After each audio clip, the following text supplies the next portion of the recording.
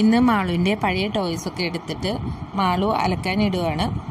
അതൊക്കെ അലക്കിയിട്ട് മാളു എന്നെ വാഷിംഗ് മെഷീനിൽ നിന്ന് പുറത്തെടുത്തു. എന്നിട്ട് മുകളിൽ കൊണ്ടുപോയിട്ട് ഉണക്കാനിട്ടു.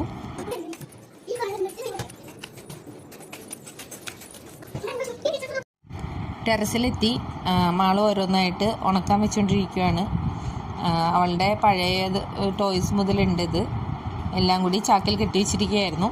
ഇന്നെടുത്തിട്ടാണ് അലക്കിയത്.